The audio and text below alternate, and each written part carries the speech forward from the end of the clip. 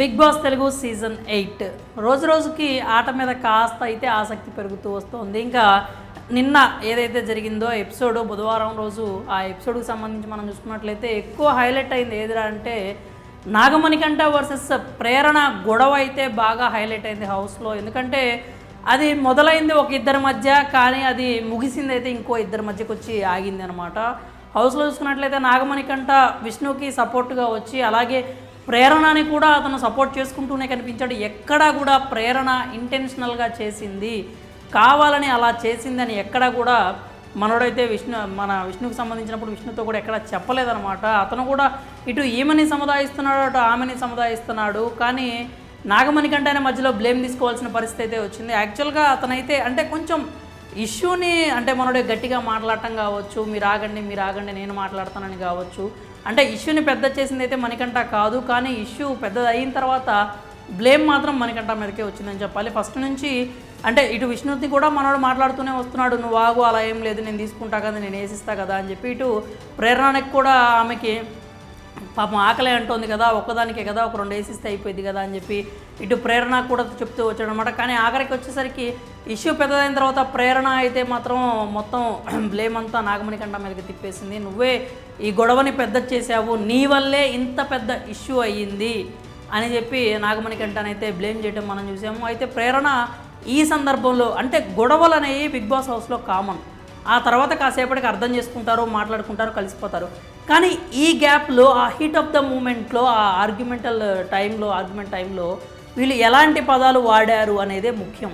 ఇప్పుడు లాన్లో కూర్చొని ఉంటే నాగమణికంఠ మీదకి వచ్చేసి నువ్వే ఇదంతా చేసావు బ్లేమ్ చేసి అంటే అట్లా గుడ్డ కాల్చి ఇట్లా ముఖాన్ని వేసేసి వెళ్ళిపోతే కుదరదు. అతను వచ్చి నువ్వు మాట్లాడు, అట్లా వేసి వెళ్ళిపోతావు అంటే నేను చెప్పాల్సింది నేను చెప్పాను, అయిపోయింది ఇంకా అంటే అది కుదరదు. ఎందుకంటే ఒక వ్యక్తి మీద నువ్వు బ్లేమ్ వేసి వెళ్ళిపోయేటప్పుడు అంటే ఒక ఇంటర్నేషనల్ అంటే నేషనల్ వైడ్ టీవీలో అందరూ చూస్తూ ఉన్నప్పుడు ఒక వ్యక్తి మీద నువ్వు బ్లేమ్ చేసి వెళ్ళిపోతే అతను వర్షన్ అతను చెప్తాడు ఖచ్చితంగా, అది కూడా వినాలి.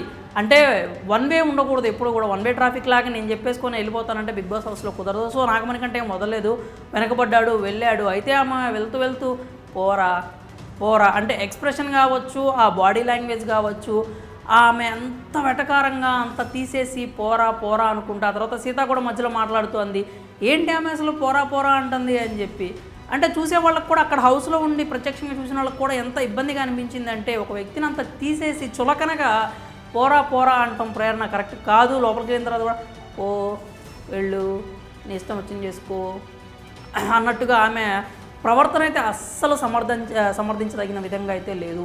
విష్ణుతో అయితే సార్ట్ అవుట్ చేసుకుంది, కానీ నాగమణికంఠని ఇక్కడ వెళ్ళనైపోయాడు. మధ్యలో వెళ్ళినందుకు ఒక ఇద్దరి మధ్యలో గొడవలోకి మనోడు మధ్యలో నిలబడినందుకు నెక్స్ట్ వీక్ నామినేషన్స్లో అయితే ఖచ్చితంగా ప్రేరణ అలాగే యష్మి నాగమణికంఠకి అయితే ఓట్లేస్తారు, దాంట్లో డౌట్ ఏం లేదు.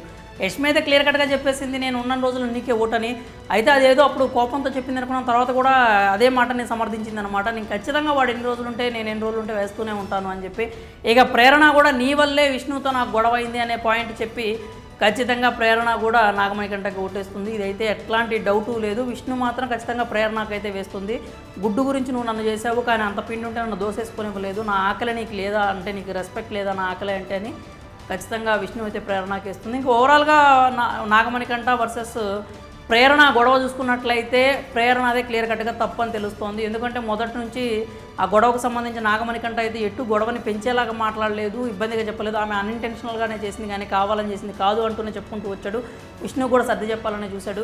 సో నాగమణికంఠని అయితే బ్లేమ్ చేయడానికి ఏం లేదు. కానీ ప్రేరణ మాత్రం నిన్నటి ఎపిసోడ్తో ఆమె గ్రాఫ్ కొంచెం తగ్గిందనే చెప్పాలి. ఆడియన్స్ కూడా ఆమె చూస్తే కొంచెం ఇబ్బందికరంగానే ఫీల్ అయినట్టుగా అనిపించింది. మరి ప్రేరణ ప్రవర్తన మీకు ఎలా అనిపించింది? మీ అభిప్రాయాలను అయితే కామెంట్స్ రూపంలో తెలియజేయండి.